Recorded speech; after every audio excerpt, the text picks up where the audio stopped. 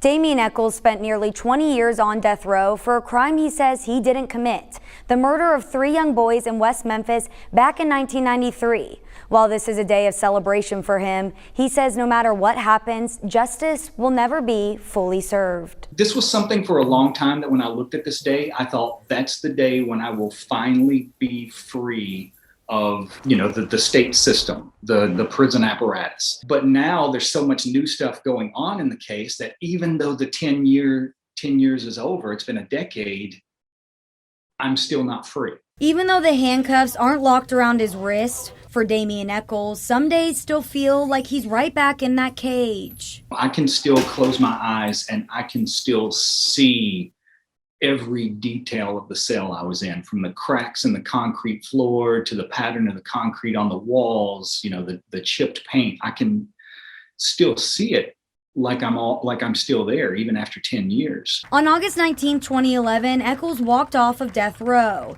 after taking a plea deal that allowed him to maintain his innocence despite a guilty plea. I always think of it as like my second birthday.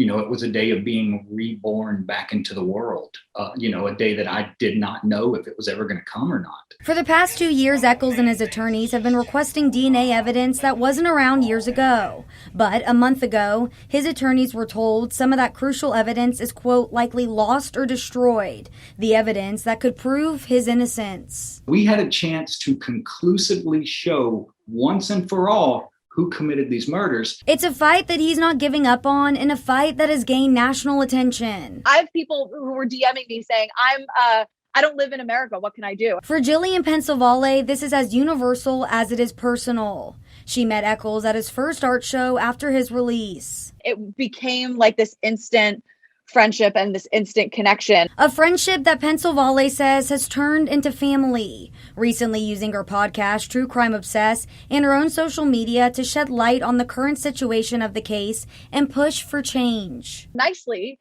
just call the West Memphis Police Department, call the governor's office, call Keith Cressman, the prosecuting attorney, and ask questions. Like, we are entitled to know this information. That current support and the hundreds of others who held signs back in the early days of the case, Echols believes is the reason he's still here today. I know to the core of my soul that the only reason the state did not murder me and sweep this case under the rug was because people all over the world were paying attention to it. While Echols is looking toward the future, nothing will change the tragedy of the past. Nothing that happens in this situation is going to bring those 3 children back.